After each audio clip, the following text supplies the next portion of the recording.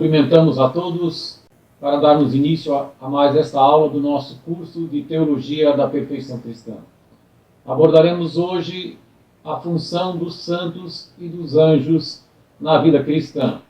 Iniciemos então com a nossa oração ao Divino Espírito Santo. Divino Espírito Santo, amor do Pai e do Filho, inspirai-me sempre o que devo pensar, o que devo dizer, o que devo calar, o que devo escrever, como devo fazer, para obter a vossa glória, o bem das almas, e minha própria santificação. Glória ao Pai, ao Filho e ao Espírito Santo, como era no princípio, agora e sempre. Amém. Na aula anterior, falamos já sobre o corpo místico de Cristo. Recordaremos muito brevemente alguns aspectos sobre a questão dos santos e a sua invocação, quando falamos deles para introduzir o assunto da função de Nossa Senhora em nossa vida de cristão. E lembramos que evidentemente, o Jesus Cristo é o único mediador para alcançarmos o Pai, ou seja, para chegarmos a Deus. Foi Ele que nos restaurou. E tudo o que os santos fazem é através de Jesus Cristo. Porque é Jesus que nos dá a plenitude, ou seja, Ele é plenamente suficiente em si mesmo. Mas, como falamos também, Jesus quis nos dar auxiliares, né? Ou Deus quis nos dar auxiliares por sua misericórdia, por sua infinita bondade, para termos com quem dizer, Ele é um igual a nós, né? Não teve duas naturezas, uma divina e uma humana, e assim podemos nos espelhar neles, como São Paulo mesmo diz, sede meus imitadores. Então, justamente pelo fato de todos serem incorporados dentro do corpo místico de Cristo, né, os santos juntam as suas preces às nossas, né, e nós também podemos invocá-los. Também há um outro aspecto. Veja, quando Jesus disse, quando 2 ou mais estiverem reunidos em meu nome, estarei no meio deles. Quis dizer com isso que a força da oração de muitos é muito maior que a de alguém sozinho. E como todos juntos formamos um só corpo, se pedimos auxílio aos santos, é como se fizéssemos uma doce violência ao coração de Deus. Da mesma forma que um pai de família, quando tem muitos filhos, ou vários filhos, se um filho pede alguma coisa, facilmente o pai o nega. No entanto, se toda a família se reúne, todos os filhos juntos, e com insistências pede o pai, fica bastante difícil negar. Quem é pai de vários filhos sabe do que estou falando. Então, os santos já possuem a Deus na sua inteireza no céu, né? E como o amor, a caridade é a única que resta no céu, porque a fé já vai se extinguir, porque já está em Deus, né? E a esperança também, a esperança era possuir Deus, já o possui, e então a caridade resta, e a caridade sempre se expande. Eles estão interessados na nossa salvação e na nossa santificação. Por isso que com a intercessão deles alcançaremos mais facilmente as graças que precisamos, né? Eles vão nos ajudar a progredir nas virtudes pelas suas intercessões e também conhecendo as suas vidas pelos bons exemplos que deixaram para nós.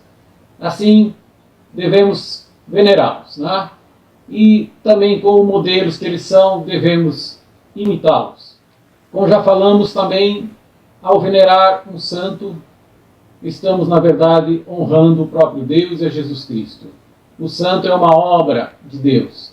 Deus construiu a santidade naquela alma e, como já falamos, quando um quadro é pintado muito belo, quando elogiamos o quadro, na verdade, elogiamos o pintor, muito mais do que o quadro. E é nesse aspecto, quando honramos um santo, muito mais honramos a Deus. Tudo que neles há de bom, né, foi obra de Deus. Eles reproduziram em si as virtudes divinas, as virtudes de nosso Senhor Jesus Cristo.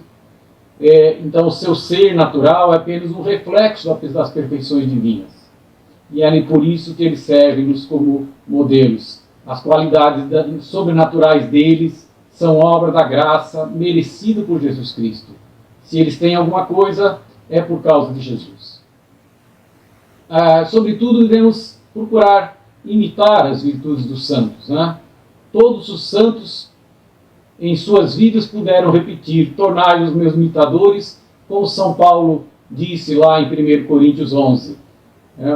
Então, eles puderam reproduzir, dizer, seguir exatamente o conselho de São Paulo, porque foram imitadores de Cristo, e também podem dizer a nós: sede meus imitadores. Muitas vezes eles se destacam em alguma virtude específica. Por exemplo, São Francisco de Assis com a pobreza, né, que se torna características. Outros pela fé, outros pela confiança, outros pela paciência. E assim podemos acomodar as nossas necessidades a um santo que se destacou naquela virtude que mais necessitamos. Sobre a invocação direta aos santos, às vezes é uma questão: podemos pedir diretamente aos santos? Então, sobre isso, primeiro, vejam que a oração de Jesus é que todos fôssemos um com Deus. Tá? E os santos, na realidade, atingiram esse objetivo, se tornaram um com Deus. Vejam o que Santa Teresa de Ávila vai dizer no livro do Castelo Interior, ou Sete Moradas. Quando o santo atinge o cume da santidade, é como um pequeno rio que se lança no mar. Não há meio de separar mais a água do rio e do mar. Ou ainda, como uma grande luz entrando por duas janelas, penetra dividida no aposento e torna-se uma só luz. E é o que porventura diz São Paulo: o que se eleva e se une a Deus, faz-se um só espírito com Ele. Ou seja, faz-se um só com Deus. Então, essa unidade íntima dele com Deus, do santo com Deus, faz com que também as vontades se unifiquem. A vontade do santo é a vontade de Deus. Nada fará, ainda mais quando está na beatitude, na glória eterna. Não há como ele fazer algo que não seja a vontade de Deus. E é como que se Deus desse aos santos o próprio poder dele. Ele não tem poder por si mesmo. Tudo que ele pode fazer é pela virtude de Deus que está nele. Temos diversas orações na igreja que invocam graças aos santos diretamente, inclusive aos anjos, à Nossa Senhora. Podemos citar, por exemplo, a oração de São Miguel Arcanjo, dizendo: São Miguel Arcanjo, protegei-nos neste combate. Né? Então estamos pedindo diretamente. E eles o podem fazer, mas não por eles mesmos, pela virtude de Deus que se encontra neles. Então não precisamos temer pedir diretamente ao santo, sabendo que se ele pode alguma coisa, é pela virtude de Deus que ele descobre, o santo descobre em si mesmo, porque se torna um com Deus, porque a sua vontade é unificada com a vontade de Deus. Um outro aspecto que queremos abordar é a respeito das imagens, tanto às vezes contestadas, né? É bom saber que a questão das imagens já foi tema até de concílio dentro da igreja, lá por volta do século VI ou VII, mais ou menos nessa fase, na Idade Média. Tá? Houve até concílios e sempre prevaleceu a opinião de que, sim, não há problema nenhum em ter imagens. Veja que no Novo Testamento não há nenhum local que diga que não se possa ter uma imagem. E no Antigo, a situação, veremos, parece controversa. Tá? Por quê? Porque há momentos que Deus parece proibir, e em outros parece que pede para fazer imagens, como veremos. Né? Mas antes disso, precisamos pensar, afinal de contas, o que é idolatria? Tá? A idolatria, como vimos já quando falamos da queda de Adão, é substituir o nosso Deus por algum outro Deus. Ora, mais uma imagem não faz essa substituição se nós remetemos essa devoção ao santo, que está intimamente ao Deus, então tudo se remete ao próprio Deus. E se entendemos que ele pode alguma coisa apenas pela virtude de Jesus Cristo, novamente nos remete a Deus. Então, não será uma idolatria sempre que considerarmos os santos pode, porque Deus está nele, ele é um com Deus, a virtude de Jesus está nele, e também isso em relação à própria imagem. Tá? Veja que no Antigo Testamento, Deus disse a Moisés, né? Faze para ti uma serpente ardente e mete-a sobre um poste. Todo que for mordido, olhando para ela, será salvo. O contexto é que os judeus estavam sendo atacados por muitas serpentes e muitos estavam morrendo. Então Deus disse a Moisés que fizesse uma serpente de bronze e colocasse num poste. E todo aquele que olhasse para a serpente seria curado. Logicamente, essa serpente no poste é prefigura de Jesus Cristo. A todo que se voltar para ele vai ser curada a sua alma. Mas não deixa de ser, muito obviamente, uma imagem, uma serpente de bronze colocada no poste. E também no livro do Êxodo, capítulo 25, quando Deus dá as orientações para construir a Arca da Aliança, Deus disse: farás 2 querubins de ouro, e os farás de ouro batido, nas 2 extremidades da tampa, um de um lado e outro de outro.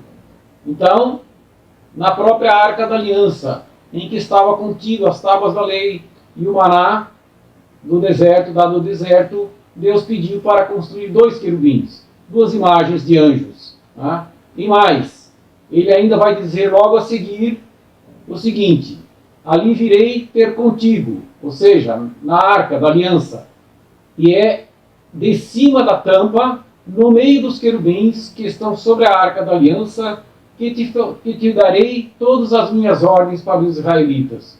Ou seja, não apenas mandou construir 2 anjos de ouro sobre a tampa da arca, um de cada lado, mas falava do meio dessas 2 imagens para o povo, para ele. Né? Então, como já disse, dentro da arca foram colocadas as tábuas da lei, os 10 mandamentos. Né? Agora que vem a aparente controvérsia, porque nos 10 mandamentos, que a igreja, o primeiro, incorpora a questão das imagens, vai se dizer: não farás para ti escultura, nem figura alguma do que está acima nos céus ou embaixo sobre a terra, ou nas águas debaixo da terra. Então, aparentemente é uma proibição de se construir imagem. Tá? Mas vejam que o próprio primeiro mandamento dirás que não terás outros deuses além de mim, amarás o Senhor teu Deus com todas as tuas forças, todo o teu coração, etc. Tá? Então, ele está realmente querendo fixar a nossa devoção ao único Deus, a nossa adoração ao único Deus, e por isso diz assim: não substitua, não cometa idolatria, como já vimos o que é idolatria. Deus seria absolutamente incoerente se dissesse que não pode fazer imagem e ele mesmo manda na própria tampa onde constava, na tampa da arca onde continha os 10 mandamentos, as tábuas da lei, na própria tampa mandasse fazer imagem de anjos. Então, obviamente, Deus não é um Deus incoerente. Precisamos harmonizar esses escritos. E, obviamente, a harmonização está no conceito de idolatria. É substituir o Deus, nosso Deus, por outra criatura qualquer, ou por outro artefato qualquer. Uma outra questão muito marcante sobre que Deus aprova as imagens vem da questão dos milagres, da incorruptibilidade dos santos, de muitos santos, né, na história da igreja. São inúmeros. Coloco aqui na tela, em primeiro lugar, o corpo, por exemplo, de São Pio de Pietrelcina, que morreu em 1968, e o corpo dele está incorrupto, exposto ao público, desde 1968, ou seja, hoje completa 50 anos, esse ano completa 50 anos de sua morte. E também vemos outros, por exemplo, Santa Bernadette Soubirous, a vidente de Lourdes, que já faleceu em 1879. Então nós vamos aí com quase 140 anos de corpo incorrupto. nunca se decompôs. Outra, a bem-aventurada Ana Maria Taig, que já faleceu em 1837, quase 180 anos, de corpo incorrupto, está lá em Roma, em Trastevere, na igreja de São Crisógono, para quem quiser ver. E outro, São Vicente de Paulo, já morreu em 1660, né? São 450 anos, 460 anos, quase 470 anos de incorruptibilidade. Por que Deus, não querendo que nos fixássemos em imagem, deixa para nós as imagens vivas de um corpo que não tem mais a alma, mas é um corpo que é uma escultura, poderíamos dizer assim. Para quê? Que Deus faria isso conosco? Proibindo imagem, mas deixando as imagens dos santos para que nós admiremos, para que nós veneremos, honremos e cometêssemos por acaso algum pecado? É evidente que não. Tá? E, além disso, também são muitas mensagens e aparições de santos e em que Deus mesmo pede para se construir ou se pintar imagens, né?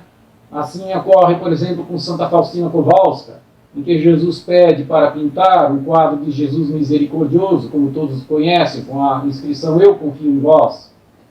Também aconteceu nas aparições de Nossa Senhora de Guadalupe ao índio Juan Diego, que o seu manto, uma tilma que eles chamavam, né? Milagrosamente apareceu a imagem de Nossa Senhora de Guadalupe, que todos devem conhecer, no México. Né? Também uma imagem de Nossa Senhora de Bom Sucesso, lá em Quito, no Equador, a Madre de Mariana de Jesus Torres, né? O próprio artista que fez a imagem, tendo dificuldade em esculpir o rosto, numa bela manhã, o rosto tornou-se milagrosamente esculpido, e ele atestou isso, assinando que não foi ele que fez aquilo. Né?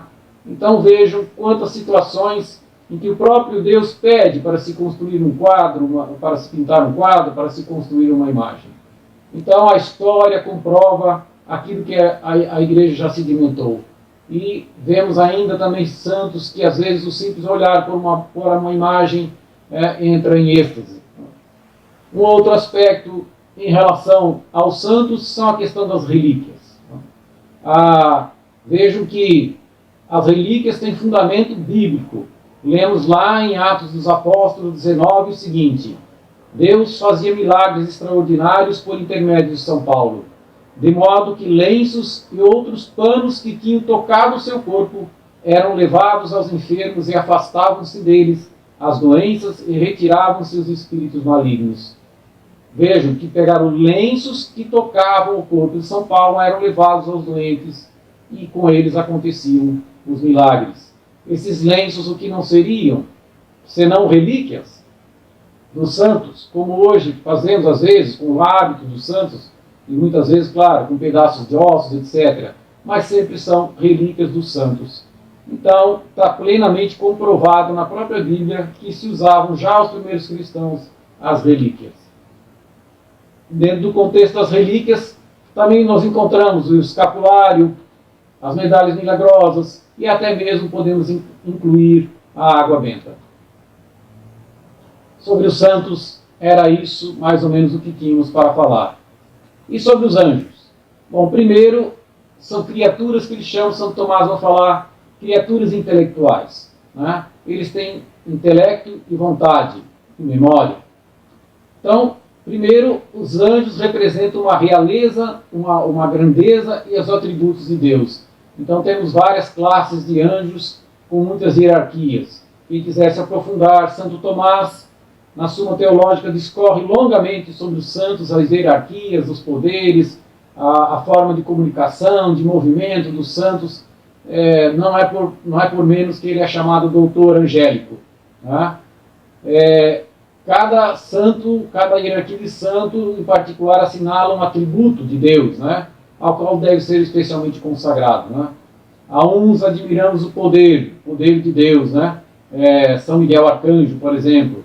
Há outros, o poder de cura, como São Rafael Arcanjo, ou de São Gabriel Arcanjo, que é o poder de emissário de Deus, né, de comunicador da mensagem divina. Né? E os santos foram criados, como diz a Bíblia, para nos servir. Vejam lá, já no Salmo 90, vai dizer: porque seus anjos, ele, Deus, mandou que te guardem em todos os teus caminhos. Eles te sustentarão em suas mãos, para que não tropeces em alguma pedra. E São Paulo vai acrescentar: são todos os anjos espíritos ao serviço de Deus, que lhes confia missões para o bem daqueles que devem herdar a salvação. Então, os anjos realmente, por estarem também inseridos no corpo místico, de terem o ardor da caridade, querem também nos ajudar e contribuir com a nossa salvação e santificação. Tá? Os anjos, como nós, participam da vida divina e aceitam com alegria essas missões que Deus lhes incumbe. Tá? E então, também apresentam a Deus as nossas orações.